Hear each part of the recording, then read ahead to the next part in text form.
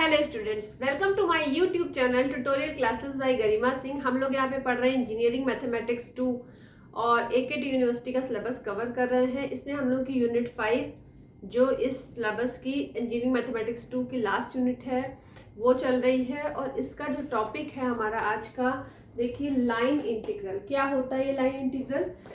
Line integral को हम denote करते हैं इंटीग्रेशन के sine f z d z से। और ये सी क्या है? लाइन इंटीग्रल के लिए इस तरीके से सिंबल होता है। सी एक कर्व भी हो सकता है। अब सी, अब यहाँ समझिए, ये एक एक्सिस है, ये वाई एक्सिस है और इसमें एक कर्व बना है, कर्व सी। उस कर्व का पहला पॉइंट है ए और लास्ट पॉइंट है बी। ठीक है, तो ये हमारा हो गया लाइन इंटीग्रल के लिए। अब अगर कॉन्टूर इंटीग्रल हमें जानना है कि क्या होता है, तो क्या होता है ये? इफ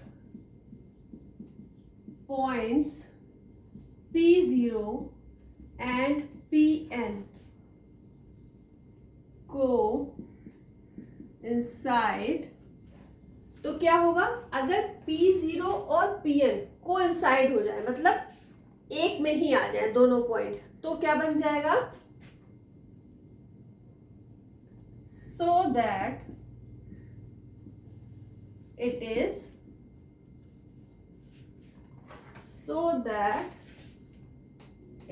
is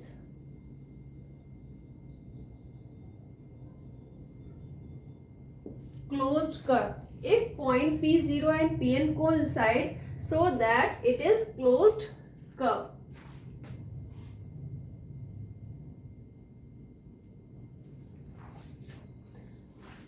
So that मतलब ये जो कर्व है वो क्या है? so that it is या फिर C is, it is या फिर C is closed curve। तो ये जो हमारा क्लोज्ड कर्व होता है इसी को ही हम कॉन्टूर इंटीग्रल बोलते हैं। और इसको हम डिनोट कैसे करते हैं? ऐसे फाई का साइन इस तरीके से, एफ जेड डी जेड, इस तरीके से लिखा होता है। ठीक है, तो ये हमारा हो गया कॉन्टूर इंटीग्रल। अब एक चीज और समझ लीजिए, जैसे ये लिखा हुआ है हमारा line integral F z d Z. ठीक है, तो आपको ये पता है कि z इज इक्वल टू आपका होता है, z होता है आपका x प्लस आई वाई, लेकिन आपका एफ जेड क्या होता है? ये होता है u plus i v. F z का मतलब अब ये डब्ल्यू प्लेन में पहुंच गया, f z is equal to डब्ल्यू भी होता है। ठीक है, तो आप समझिएगा। अब देखिए, तो एफ जेड की जगह आप क्या रखोगे? u plus i v. ठीक है, अब डी जेड की बात करी गई है, तो z इज इक्वल टू है x प्लस आई वाई, तो डी जेड आपका क्या हो जाएगा? D z is equal to d x plus i d y. तो यहां पे आप क्या रखोगे? D x plus i d y. ठीक है, तो इस तरीके से आपका ये होगा। फटाफट इसको नोट डाउन करिए। अब देखिए, इसमें आप क्या करो, इसको मल्टीप्लाई करके भी लिख सकते हो। कैसे लिख सकते हो? देखिए, सबसे पहले dx का मल्टीप्लाई इन दोनों में होगा, तो क्या बनेगा? u dx plus i v d x. फिर आई डी वाई से करेंगे तो u आई डी वाई और फिर आई स्क्वायर वी डी वाई। ठीक है, अब देखिए जितना आपका रियल पार्ट है उसको आप एक साथ कर लीजिए। u d x, i square की वैल्यू हो जाएगी -1, तो यहाँ आ जाएगा minus v d y. u d x minus v d y. ठीक है, एक तो ये हो गया। फिर आप प्लस का साइन लगाइए। दूसरा आपका क्या हो जाएगा? अगर इनमें आई आप कॉमन ले लेते हो, बाहर कर लेते हो, तो बचेगा ये क्या? v d x plus u d y. तो आप देख रहे हो कि ये लाइन इंटीग्रल, अगर आप किसी कॉम्प्लेक्स प्लेन में ले रहे हो लाइन इंटीग्रल को, तो देखिए एक लाइन इंटीग्रल एक ही तो था ये, और ये कितने में डिवाइड हो गया, 2 पार्ट्स में डिवाइड हो गया। ठीक है, तो ये आपका रियल पार्ट का इंटीग्रेशन हो गया, ये इमेजिनरी पार्ट का इंटीग्रेशन हो गया। फटाफट नोट डाउन कर लीजिए जल्दी से। अब देखिए इसी से रिलेटेड एक क्वेश्चन है, बता देते हैं आप लोगों को।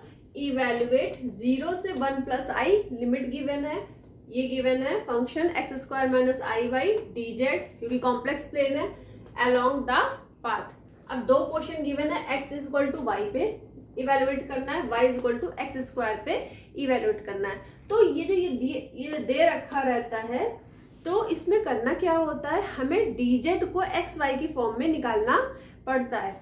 तो देखिए आपको पता है, यहाँ पे आप पढ़ चुके हो कि z is equal to x plus i y होता है और d z is equal to d x plus i d y होता है। इसीलिए हमने इसको रब नहीं करा क्योंकि इसका यूज है। तो देखिए हम इसका फर्स्ट वाला पार्ट कर रहे हैं, x is equal to y, तो क्या हो जाएगा d x is equal to d y. तो अब अगर हम d z is equal to हमारा क्या होता है, d x plus i d y. अब dx is equal to dy है, तो हम dy की जगह dx रख सकते हैं, i dx, और फिर इसको हम क्या लिख सकते हैं, dz is equal to dx common ले लो 1 प्लस i। तो dz की जगह पे हम क्या लिख सकते हैं, 1 प्लस i। यहाँ पे dz गिवन है, और y की जगह पे हम क्या लिखेंगे, क्योंकि x is equal to y लेके सॉल्व कर रहे हैं, तो y की जगह हम क्या लिखेंगे, x लिखेंगे। तो आइए सॉल्व करते हैं। देखिए 0 से 1 plus I x square minus i y d Z, इसको आप क्या लिख सकते हो, सबसे पहले अंदर लिखिए एक्स स्क्वायर माइनस आई एक्स, ठीक है। इसके बाद डी जेड की जगह पे आप क्या लिख सकते हो, 1 प्लस आई डी एक्स। अब लिमिट क्या लगाओगे, जब यहाँ पे dx आ गया, मतलब x की रिस्पेक्ट में इंटीग्रेट करना है, अगर dx आ गया तो हमें लिमिट किसकी लगानी है, x की लगानी है। तो ये जो लिमिट गिवन है वो किसकी गिवन है, z की लिमिट गिवन है, लोअर और अपर, ठीक है।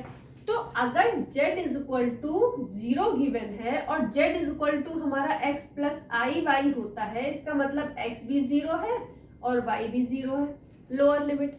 इसके बाद z is equal to 1 plus i given है, इसका क्या मतलब है कि x is equal to 1 given है, y इज इक्वल टू भी 1 गिवन है।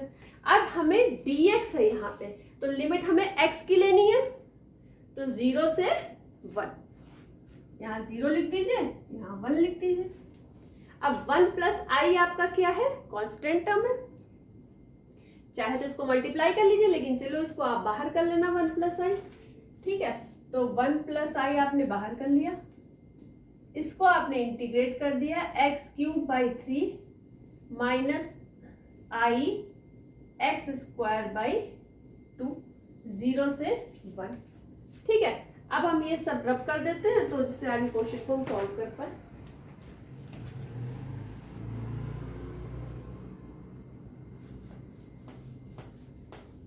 देखिए अब 1 प्लस आई, यहाँ पे लिमिट रख दीजिए, 0 रखने का तो कोई मतलब ही नहीं है, रख के दिखाने का कोई मतलब नहीं है, 1/3, और ये 1 प्लस आई ही था ना, 1 प्लस आई, हाँ तो ये तो 1 प्लस आई ही है। अब देखिए यहाँ पे क्या आ जाएगा, 1/3 माइनस 1/2, माइनस 1/2 नहीं आएगा, I/2 आएगा, ठीक है। अब देखिए मल्टीप्लाई कर दीजिए इन दोनों को, 1 से जब करेंगे तो 1/3 माइनस I/2 आएगा, फिर I से करेंगे तो प्लस का I/3, और यहाँ पे करेंगे तो आई स्क्वायर की वैल्यू -1 होती है, माइनस पहले से है, तो प्लस 1/2। अब 1/3 1/2 को आप सॉल्व करोगे तो आ जाएगा 5/6। इसके बाद यहाँ पे भी इन दोनों का एलसीएम 6 होगा, यहाँ आ जाएगा 3i माइनस का, यहाँ का प्लस का 2i, तो आपको मिलेगा माइनस i अपॉन 6। ये आपको किसकी वैल्यू सॉल्व करने पे मिला?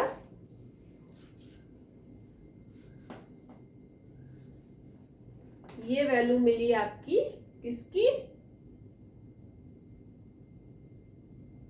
जो आपने सॉल्व करा है 0 1 plus I x square minus i y dz को जब आपने सॉल्व करा तो आपको क्या मिला? 5/6 माइनस आई अपॉन 6। ठीक है, ये आ गया। अब हम लोग इसका सेकेंड पार्ट करेंगे y is equal to x square वाला। तो हम और रब कर देते हैं।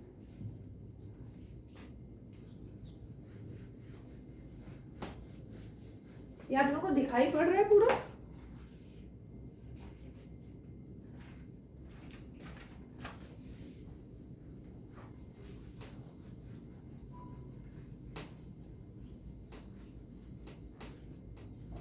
देखिए, अब इसका बी पार्ट हम लोग करेंगे। क्या है हमारा b part? y is equal to x square. तो ये क्या हो जाएगा? dy is equal to 2x dx। ठीक है, तो dz इज इक्वल टू क्या हो जाएगा हमारा? क्या होता है? dx प्लस आई dy। तो dx प्लस 2xi dy, यही हो जाएगा। dy की जगह हम क्या लिखेंगे? 2x dx। अब अगर आप dx कॉमन ले लोगे तो 1 प्लस 2ix ये आ जाएगा हमारा। अब हम इसको ले लेते हैं सेम चीज। अब यहाँ पे भी जो है हमारा dx आ रहा है, तो हम x की लिमिट लेंगे 0 से 1। और एक चीज और, हाँ 0 से 1। ठीक है, एक्स स्क्वायर माइनस आई। अब यहाँ पे y इज इक्वल टू क्या है? X square. तो यहाँ पे भी आप क्या कर दो? X square. और ये क्या आ रहा है आपका? 1 प्लस 2ix dx। यहां से अगर आप कॉमन ले लो एक्स स्क्वायर, ध्यान से देखिएगा, ये हम लोग किसके इक्वल निकालने हैं? 0 से 1 plus i is equal x square minus i y dz is equal to. ठीक है, अब यहाँ से एक्स स्क्वायर कॉमन ले लीजिए तो बचेगा 1 माइनस आई। तो 1 माइनस आई अब बाहर लिख दीजिए, कांस्टेंट टर्म है। फिर 0 से 1 एक्स स्क्वायर, फिर एक्स स्क्वायर का मल्टीप्लाई अगर आप इसके साथ कर देते हो तो x square plus 2i x cube बन जाएगा dx। इंटीग्रेट कर दीजिए, क्या आ जाएगा? X cube by 3 plus 2i x की पावर 4/4। अब यहाँ पे आप लिमिट रख दो। लिमिट रखेंगे तो क्या आ जाएगा? 1 माइनस आई, तो एज इट इज लिख दीजिए यहाँ पे 1/3 प्लस 2i/4। अब इस 2 से ये कटा, 2 आ गया, तो 1 माइनस आई। फिर 1/3 प्लस i/2 मल्टीप्लाई कर दीजिए, 1/3 प्लस i/2, फिर माइनस आई से करिए, माइनस i/3 और प्लस 1/आई स्क्वायर क्या हो जाएगा? 1, और ये माइनस का है तो प्लस का 1/2। 1/3 1/2, 1/3 और 1/2 क्या हुआ था? 5/6। और यहाँ i/2 माइनस i/3 है, यहाँ पे i/3 माइनस i/2 है। ठीक है, तो यहाँ आ जाएगा प्लस का i/6। ठीक है, तो ये हमारा आंसर आ गया। अब इसको आंसर को एक बार हम फिर से सही से लिख देते हैं। 0 1 plus I x square minus i y dz की वैल्यू हमने निकाल ली 5/6 प्लस i/6। ठीक है, इस तरीके से ये इंपॉर्टेंट क्वेश्चन है।